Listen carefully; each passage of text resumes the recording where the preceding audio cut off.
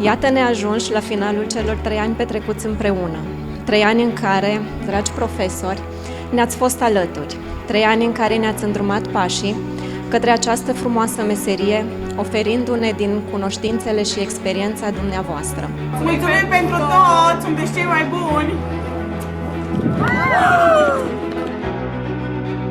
Vă felicit că ați ajuns la sfârșitul acestui ciclu de învățământ. Vă mulțumesc cu recunoștință că ați ales școala noastră în numele colegilor mei. Vă mulțumim și vă dorim succes!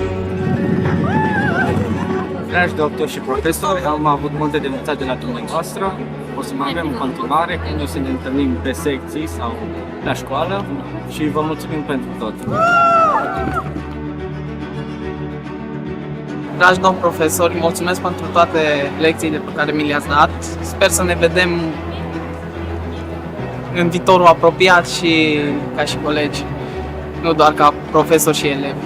Acest curs festiv marchează împlinirea voastră profesională a unui drum de 3 ani în care împreună cu noi ați încercat să învățați și să dobândiți competențele necesare profesiei alese, o profesie nobilă, aceea de asistent medical.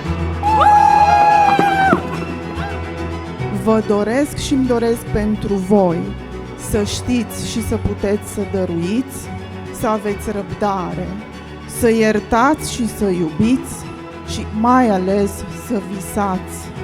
Totodată îmi doresc pentru voi să fiți puternici, mai ales motivați în tot ceea ce faceți și foarte, foarte important, să fiți mândri de voi. Jur să îmi și profesia cu demnitate, să respect ființa umană și drepturile sale și să păstrez secretul profesional. Jur că nu voi îngădui să se interpună între datoria mea și pacient considerații de naționalitate sau stare socială. Voi păstra respectul deplin pentru viața umană și nu voi utiliza cunoștințele mele medicale contrar legilor umanității. Fac acest jurământ în mod solemn și liber. În viitoarea activitate medicală pe care o veți urma, mereu să aveți în vedere faptul că trebuie să creșteți din punct de vedere profesional. Putem să acceptăm dezamăgiri temporare, dar nu trebuie să ne pierdem niciodată speranța infinită. Astfel, trebuie să conștientizați că adevăratul ajutor pe care vă puteți baza este acela care vine din voi înșivă, din voință, perseverență și determinare proprie. Știind că nu este ușor, că atingerea oricărui obiectiv presupune multă muncă, multe eforturi și extrem de multe sacrificii.